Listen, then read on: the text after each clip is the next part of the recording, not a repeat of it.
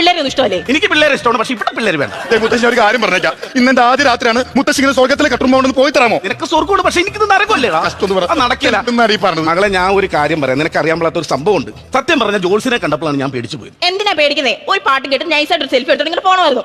തമാശ പറയാം, തമാശ അതല്ലെന്ന്. ജോത്സ്യനെ പോയി കണ്ട് നിങ്ങളുടെ കല്യാണത്തിന്റെ കാര്യം തിരക്കാൻ. അപ്പൊ ജോത്സ്യൻ പറഞ്ഞു, നിങ്ങൾക്കൊരു കുഞ്ഞുണ്ടാവുകയാണെങ്കിൽ അന്ന് തന്നെ ഞാൻ മരിച്ചു പോകുന്നു പറഞ്ഞു. മുത്തശ്ശിക്ക് മുത്തശ്ശിയുടെ വിശ്വാസങ്ങൾ വലുതാണെങ്കിൽ എനിക്ക് എന്റെ ആദർശം വലുതാ. അതാരാടി? ആ കോമഡി സ്വത്തിൽ അടിച്ചവനാണ്. ആദർശങ്ങൾ.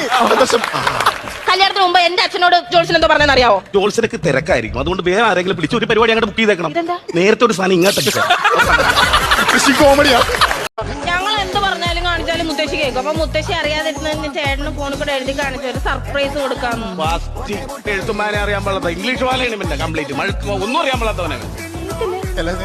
മലയാളം എഴുതാനും വായിക്കാനും അറിയത്തില്ലേ? അയ്യോ, അപ്പൊ ഞാൻ കല്യാണത്തിന് മുമ്പ് അയച്ച മെസ്സേജ് ഒക്കെ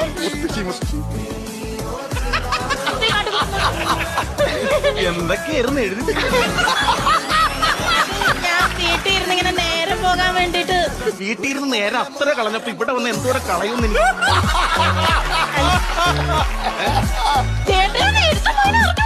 ആക്ച്വലി ഞാൻ ഇംഗ്ലീഷ് മീഡിയം. ഇവന് ഇംഗ്ലീഷും പേടിയാണ്, മലയാളവും പേടിയാണ്, കണക്കും പേടിയാണ്.